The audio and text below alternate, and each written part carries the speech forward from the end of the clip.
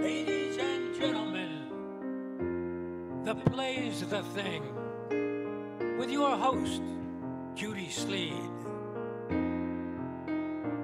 Special guest, Ann Silver, a registered dietitian, nutritionist, and certified diabetes educator. Now here's Judy.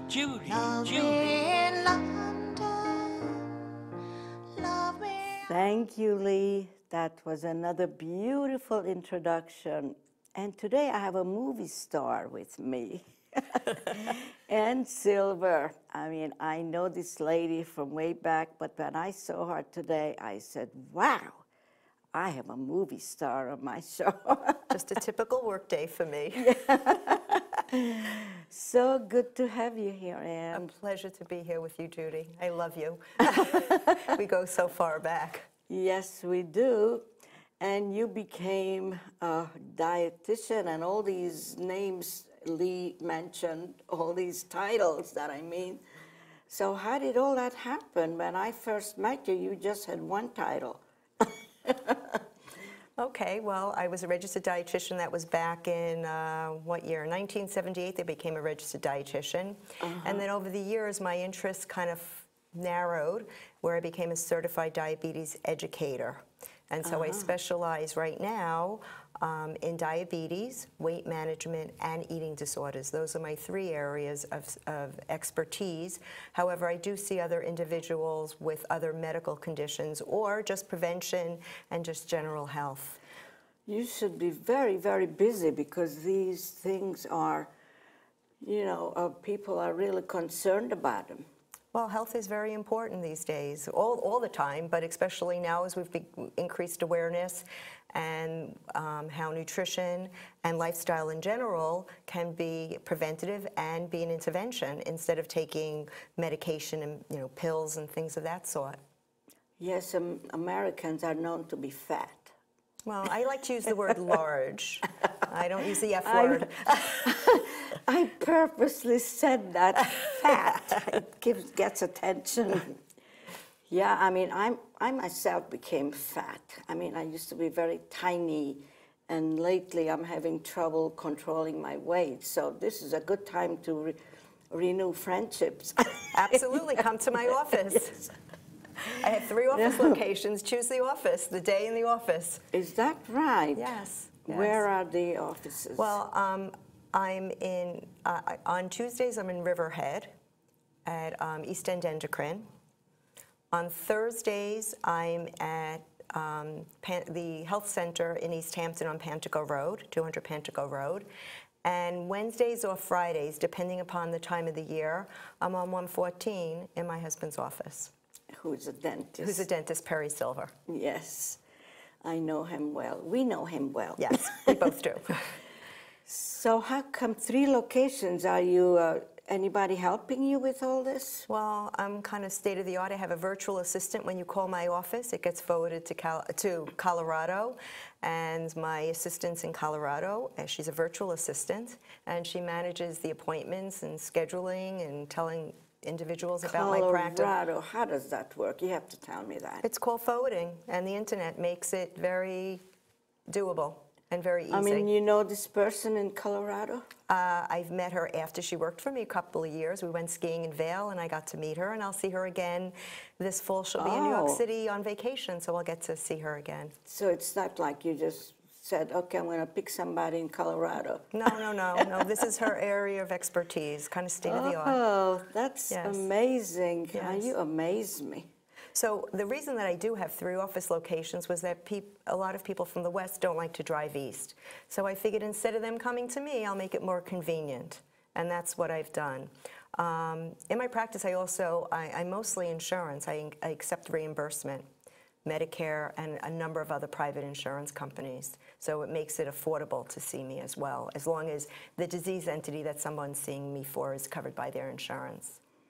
That's great. It's amazing. So you are busy all the time. Well, I want to service the community. This is the community that I live in, and I want to give back to this wonderful community that we live in. So what would you say is the most problem? Like you mentioned diabetes and being heavy, can't say that. No, the F word is not acceptable. So which area would you say is Well, more? as a certified diabetes educator, I do see a lot of diabetes, type 2 diabetes, the type that's developed later in life, and usually it is associated with being overweight. That is a risk factor. Weight status can impair the ability for the body to make insulin properly. So when I'm seeing someone with diabetes, I might be first trying to get their blood glucose or blood sugars regulated, and then we'll start addressing the weight issue as we're going along. But we can manage the blood sugars first and then the weight.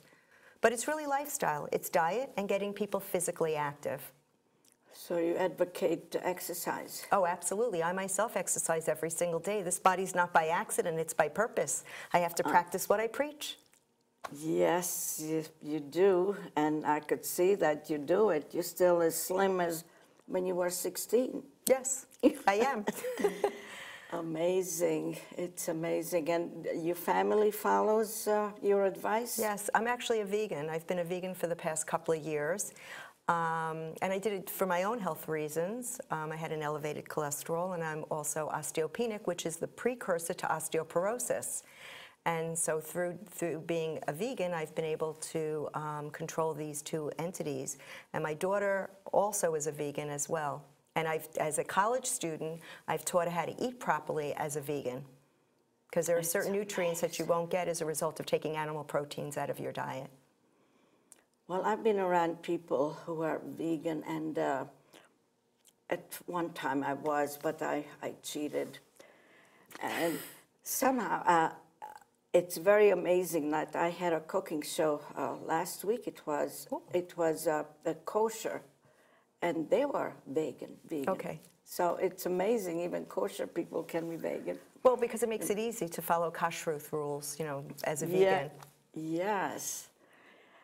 And, well, how much did you go to school for all this? I went to undergraduate school for 4 years, and I went through a program where I was eligible to become a registered dietitian.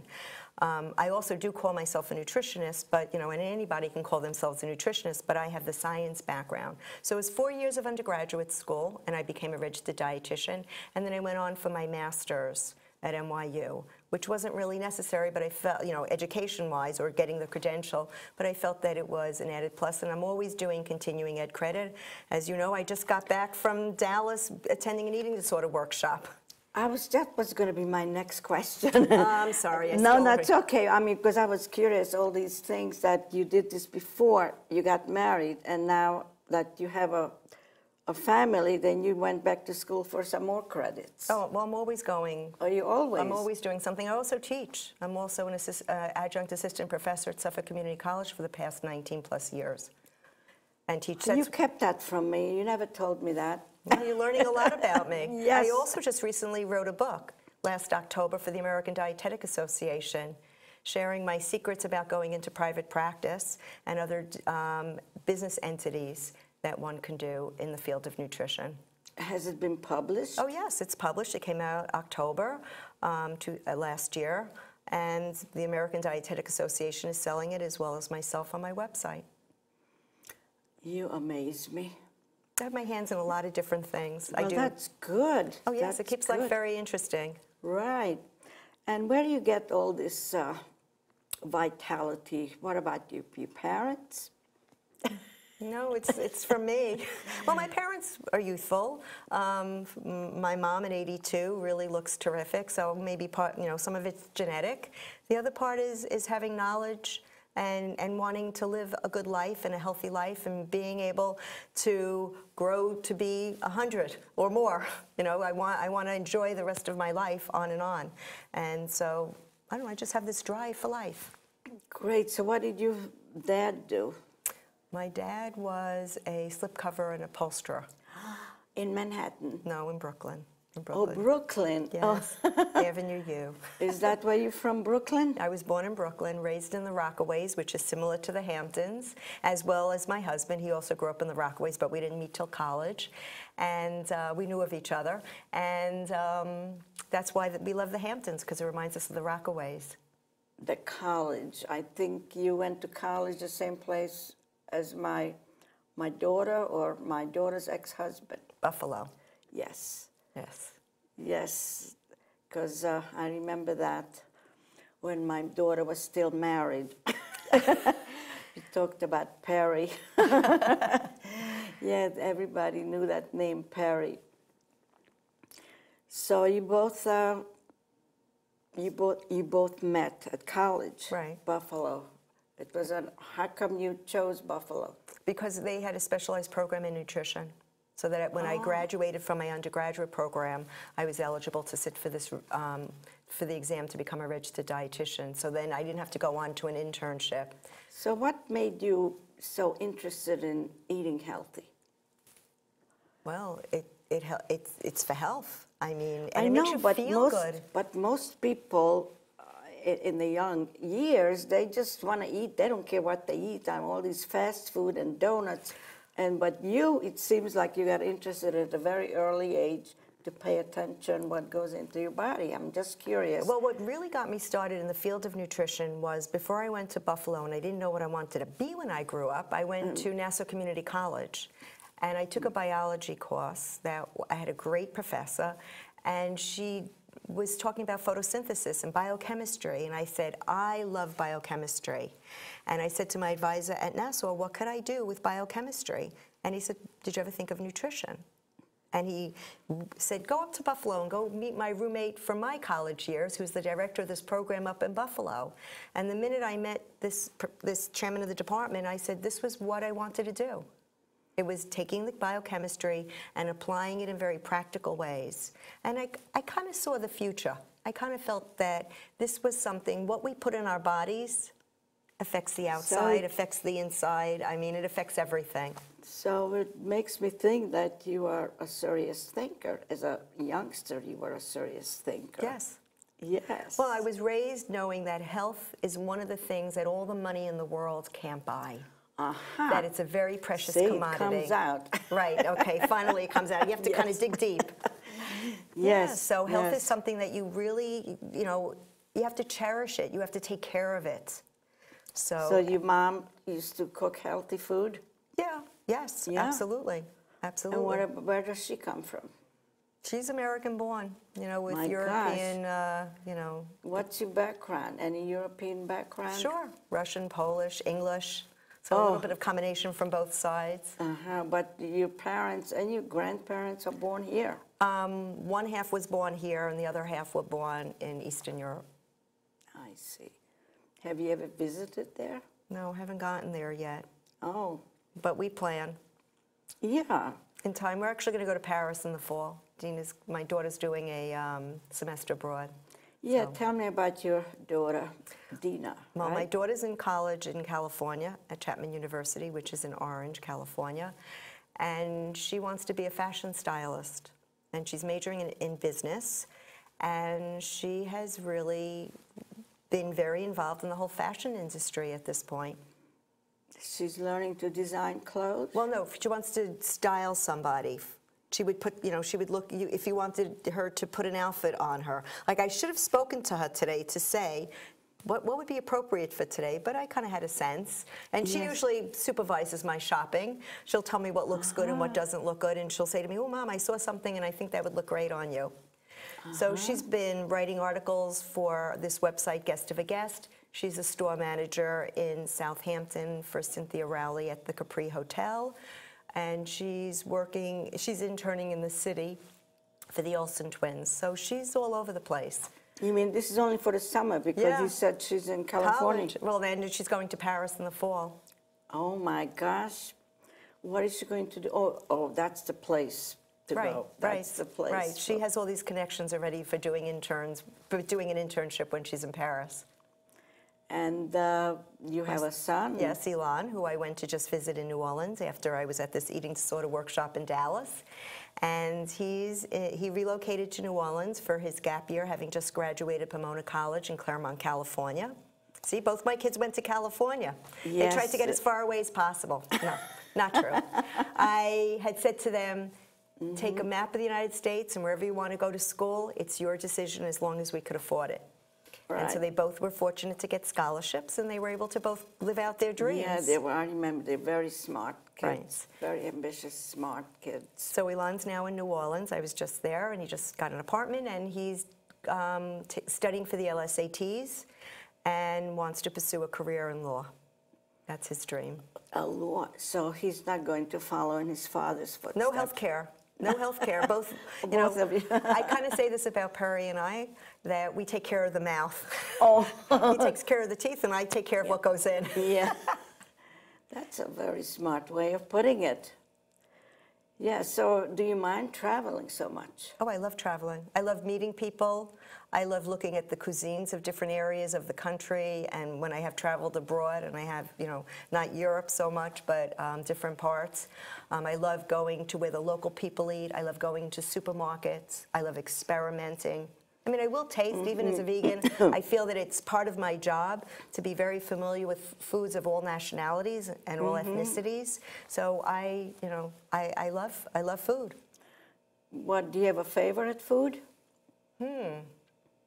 I really have to think about that, Okay. because I like a lot of foods. You could come back next time Okay. and tell me next time when You'll you ask come me. back. I have to think about that. What's my favorite food? Yeah. You were talking about traveling, and when you go, you love to look at food. This reminds me of my dear friend who had a bakery in Riverdale. And I used to travel with her, and first she would go to a bakery, and she would look at their baked good to see, compare what she has. Oh, well. Yeah, and I used to laugh at her all the time, and I would love to go sightseeing. She wanted to go to bakeries. Well, yeah, I like to look at markets. Yeah. I like to, that's, Yes. It is good. So do you feel that you know enough about this, or you want to explore some more things? In the field of nutrition? Yes. No, I feel like, I really want to help people. I mean, nothing to me is more rewarding than someone saying to me at the second visit, after they've seen me, I feel better. Yeah. I mean, nothing feels better to me than that I can actually have the power to make people feel better. So do you think that in the near future more and more people will think like you, to take care of their bodies, because there's so many illnesses? I think absolutely. And so much overweight people. And when you go shopping for food, everything gets bigger and bigger, like the bagels and the rolls and everything. Instead of getting small, it gets bigger, bigger, bigger. And that's what dictates everybody. It's not that how much you want to eat. They put that big thing in front of you and just feel you have to eat it all. Well, the thing is that people eat because of environmental reasons, that the food is put in front of you, or someone says to you, eat, and you say, okay. But really, what has happened in our lifetimes is that we've lost the internal thermostat for hunger and satisfaction. We should be eating when we're hungry and stop when we've had enough. Exactly. That's what newborns do. And Yes. that's the way that we were supposed to eat. But what happens is through our lives, we begin to eat for reasons other than true physiologic hunger. We eat because we're hungry here for love, or we're hungry here for emotional reasons, instead of here because I'm hungry in my belly. Like you want to spend some time with somebody, you say, okay, let's go out for lunch. Let's go out for dinner. I know a person who goes out for 3 dinners or 3 luncheons. I mean, it's insane, but that's the way you communicate. You have to have food to communicate, but that's not right. No, that's not true. But it's interesting. When you even look at holidays, look at holidays. Every holiday has a food. Does every holiday have an activity? No. No. You could start from Thanksgiving, Christmas, New Year's, Valentine's Day, St. Patty's Day. This food's all related, all associated with those holidays. So how would you remedy this? What would you say? Instead of meeting your friend in a restaurant, where should they go to Go take a meet? walk on the beach. Well, you can't always do that. Well, go take an exercise class together. Go take a yoga class together. Go explore something that you don't normally do. And you could go take a walk. Go take a walk in BJ's in Riverhead. You know, you could walk the aisles. I'm talking people in general, not here in the Hamptons. But they like, could walk anywhere. I mean, you can go into the supermarket. You could run up and down the steps. You could get equipment in your house. Suppose I haven't seen you a long time and I call you up, hey, let's get together. Oh yeah, let's go to have some coffee and some Danish someplace. So I could sit down and talk to you. So maybe not the Danish? Danish? So instead of that, where would you go? If not to a restaurant or a cafe. I mean, that's the thing, because most people that's the only thing they know. Okay, well, I mean, you could have the coffee, maybe not the Danish, or maybe share one. You know, and I think yes, you're talking about how do I socialize without making food the focus. That's exactly what I'm So then I would talking do about. beverages. I would try to just modify it, you know. But even the beverage, because I've done that a lot of times. Okay, let's get together. And said, okay, let's have coffee and a cigarette, whatever. And I was doing it, and it really didn't feel good, but I didn't want to just sit there while the other person was eating or drinking. So I think this is a problem for a lot of people. We have to think of a good alternative to socialize with people. Look, you play piano. You could come over to someone's home, or you could invite them over and play piano. And that would be a beautiful way to socialize. It doesn't necessarily just have to be about food. I could have someone come over and work out on the equipment that I have in my house if they wanted. I mean, I think it's just thinking differently. Let's get together and do something. I mean, you can go into the city, you can go meet in the city and go to a museum and be walking most of the day doing a museum. There are ways, it's just different. I think we need to rethink the thinking. That's what I think. You need to re-educate everybody how to socialize without eating or drinking. Well, there could be some. There might need to be, depending upon the span of time that you're together, some food, but making different food choices and perhaps different beverage choices. Right. I mean, look, we have water in front of us. Water is a great beverage. I love water. That's what I drink. That's my drink of choice or choice of drink. I don't know how you say that. Mine too. Yes. Water or sparkling water. Right. So, yeah, that's a very good point. We have to think about things to do while we socialize. Of course, we have to eat sometime, and then you could have lunch or whatever, but you don't need to eat everything that's in front of you. Right. Right? Yes.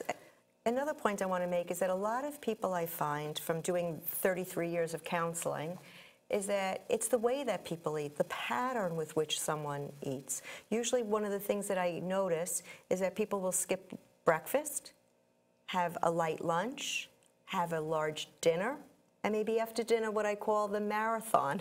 Yeah, yeah. And that's because you're not eating enough during the day. So one of the things that I do is I sit down and I really teach them how to eat so that you're eating to match your physical activity and your productivity during the day. And there's another thing I find for myself. When I'm busy, I forget to eat. Well, that's not such a great thing. You might have to put the alarm clock on. It's better than not have anything to do all day, and all I could think of is eating. What shall I eat? Well, but the thing is that if you go for a very long span without eating, and then you finally do sit down and you're starved, over hungry, you're going to end up overeating. So you actually do want to eat throughout the day, and starting largest and working your way smaller as the day progresses, as most individuals, their activity level decreases.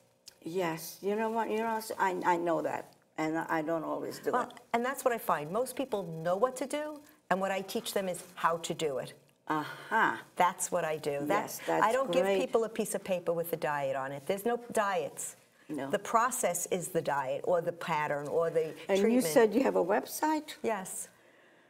Well, how do I find you if I'm looking for you? Okay, it's my name, Ann Silver, RD, which stands for Registered Dietitian. So it's www.annsilverrd.com. Oh, simple as that. And who did your website? You did it yourself. But you could come over and do me one. Well, I have a new one that's going to be coming up any day soon. I just have to redo my intro. Isn't that awfully difficult? No. It's time consuming, but it's fun. Is it? Oh, yeah. Oh, yeah, it's lots of I fun. don't know. I'm just not good at the computer. All right, well, if you want me to help you, I'll come over. Oh, thank you. Well, you can come over my house and we'll do it Okay, together. so now you could help me with my diet and with my computer. My gosh, what a find. I try to help people in every which way possible. Yeah, I'm a very good networking person also. I introduce people to others, and I also love to help people. I love to see people succeed. I really do. And I have a lot of admiration for people who do, because that shows character. Absolutely, I agree with you. So when are you going to learn to play the piano? I don't have time. I'm just trying. I decided I have to find a hobby. I'm looking for a and hobby. where did you find time to write that book? I took a summer. In the summers, I don't teach, so I have 2 days off a week. So I literally locked myself in the dining room. I took over the whole dining room table. I had papers and research and just really wrote the book over. I have a co-author, so the two of us, we split the book in half. It's a large book. It is yes. a large. So it's like it's not a novel. It's an informative book. It's a readable, helping book to those who want to go into the nutrition business. What's the name of the book? Making Nutrition Your Business, Private Practice and Beyond. My goodness. I feel privileged to know you. Well, I'm privileged to know you. You know I always love you and loved you and will continue to. It is, and as I said, you look beautiful. Besides being so smart and being so productive, you are beautiful. Who does your hair? Who does my hair? Jan and Rose at AKF Salon in Southampton. Oh, I thought you were going to say you do it yourself. Well, I did it today. I didn't have a chance. I just came home last night. And I had to work. Yeah, but you look beautiful. Thank you. So we sort of ran out of time. Would you believe it? Wow, that went fast. You have to have me come back. And we might, want to help your viewers maybe on specific topics at some point. If you ever want to invite me back, I'd be more than thrilled to come back. Oh, yes, I would definitely love to have you back. You are very helpful, informative, and I'm sure a lot of people would like to learn a lot more from you. Well, hopefully if they get in touch with you and give us topics, we could certainly do something more.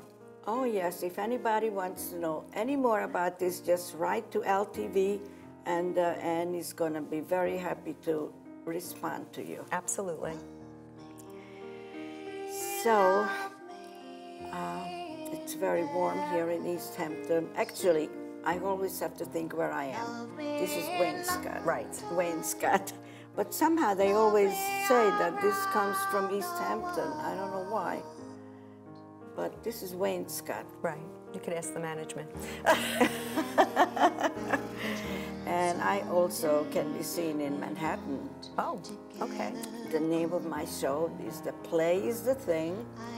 And in Manhattan, you could tune in Tuesdays at 5:30 p.m. Okay.